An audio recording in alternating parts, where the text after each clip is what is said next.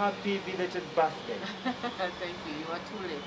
I know, right? Yeah. So you go from Kampala, Nonduke Misinde mpaka Kapeka. How was it?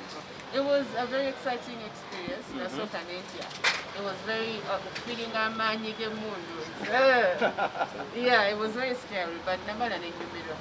Yes, did you know you were going to such a site? Did you know that it was a surprise birthday thing, or?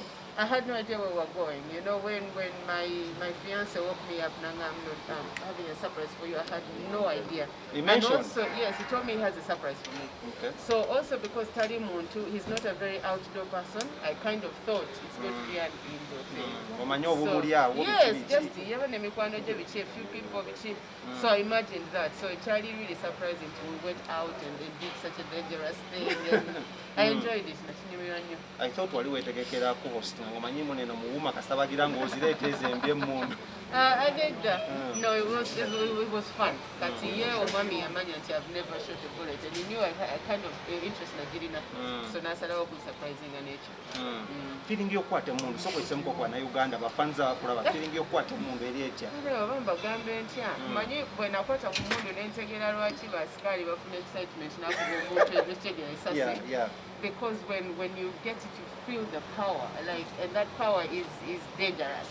You know, you feel like when I have a you know, you get that power, and then that feeling of you know, like I own, like I could kill you, you know, like I own your life. Exactly, like I'm holding a life. Right now I could destroy somebody in a second.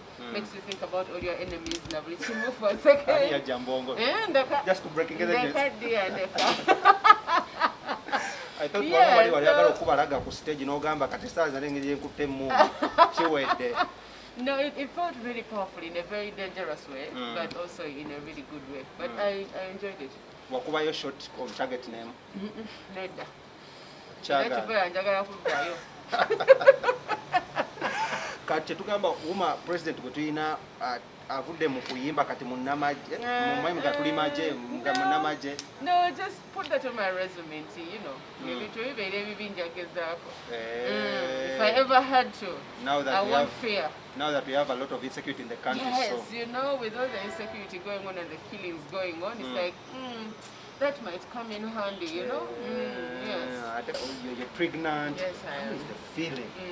It's a good feeling. I feel in this relationship I've given myself time, so I feel secure where I am. I feel I'm happy for I know that I feel safe to give him a child.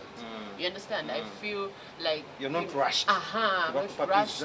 I feel like I can trust him, you know, because in my first relationship as well, I have a child.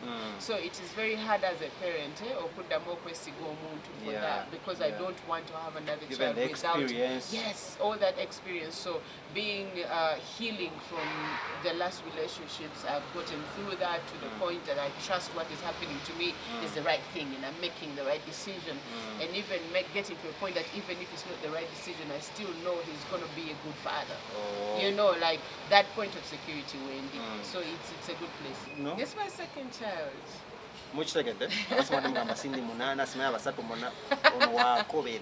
You're keeping yourself looking good.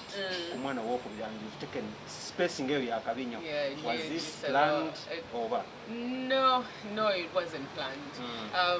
When I had my first child, my plan in my mind was like, by the time she makes 3, I want to have another child. I wanted to have 3 children in 5 years, like, you know, like take on Chimare, you know, then I go back, yes, you know, like just do it once and get done. But suddenly, unfortunately, the relationship didn't work out. So now a man is making 10, she made 10, and that she is can when even I'm ask having, you questions. I know, right? And she's seeing the pregnancy grow. She's excited as well about the baby. Yeah, so it's different, but it's still beautiful. I know you. Have you ever wanted to hide this from us, from the public, from the audience, from your fans? I've never wanted to hide it. A pregnancy is not something you can hide. I love the man, you know. It's not like it's a secret, but you know. So why hide the results of this relationship? So nali sagala chikweka, but nali sagala chogira, because it's not. The truth is, it's none of your business. You know, I feel like it's a private thing. Yeah, omwana tali accessory muna oba nanga new line of clothes jenfunyoba hit. No, a kid is our thing. So I just didn't want to talk about it. I'm preferring just no ndaba nanga they want a storage, you know, I prefer that than coming to 7 9. You know, I feel weird, you know, to say that. So just such a but Tuma muli bana kunyoba we byuma bino. No, tetuli banako. But we've just started and we need twetaaga obuyambi as much as we can get. Kubanga twakatandika esente zetwafunyeko tezimala. So bo kutwongeramu ku, you know, tuyambako mu eno jani. Kiba kirungi, it's a good thing. We're not broke at all. We are a very powerful association, but we just began. So these are all just steps that go up to how you're going to do, how you're going to use this, and then we're going to be on our own. Neda. Because so that's why yabadde agambye tugenda kuweereza representatives ogenda okuyiga how to use.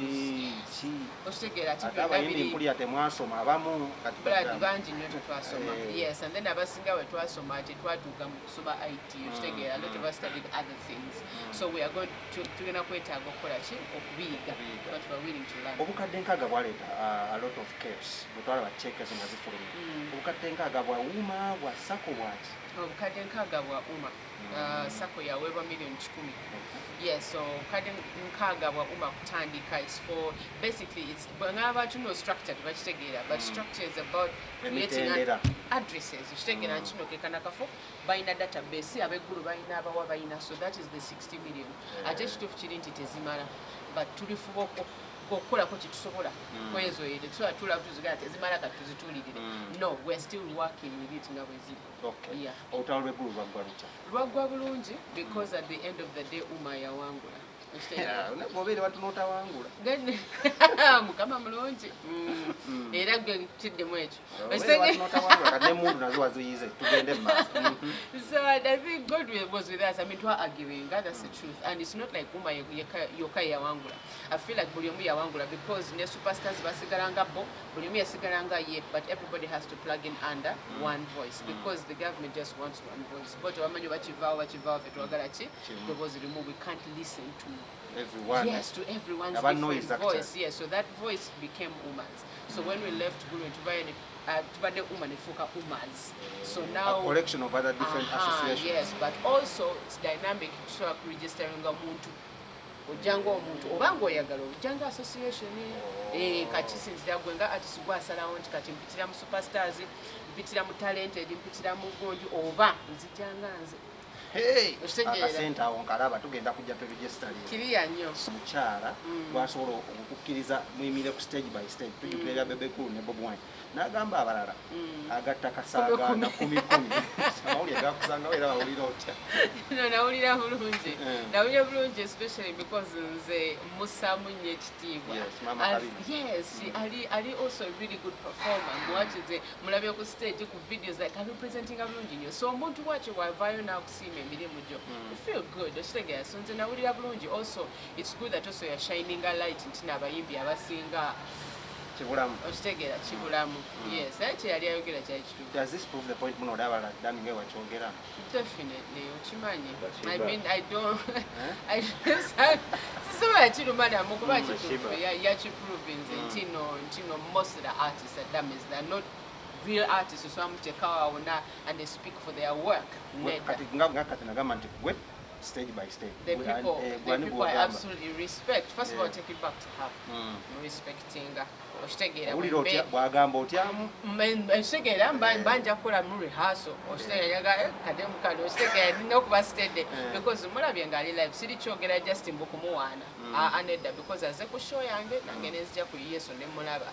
So she's one of those women who will be like mwana bandi mwetereze kade mukali akajja sikangu. Yes, she's one of the very few ate abalala Sheebah tubireke bannange tubireke ate Spice. Let's leave it. Let's just leave it. Okitegera sina buzibu n'abandi abantu, so I don't want to say anything negative. Kyogeza kugamba balala tokola practice kwa hiyo ogambye okolamu practice naye abalala nyinza okuteetaaga practice kyekituufu. Iridwa omukulu amanyiddwa nga DJ Emma olunaku olwaleero.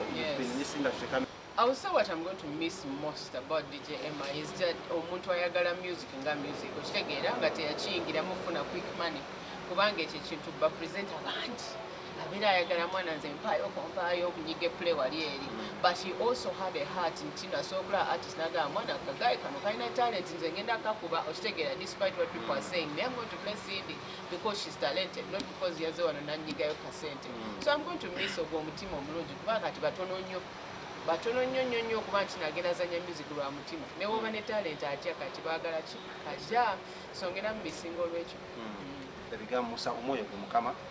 Yes, Mukama Mumize Mirembe. You know, we're going to miss you. I hope you're in a better place now, DJ. Okay. But Oh, sorry, you're now. Maternity leave over? For now, no, I'm still too strong to go on maternity leave, so I'm still working. Then we're going to Sabida, you know, and because of Jagaraji to Kidide, things are not easy. So pray for me, support us. Otherwise, thank you. Now we're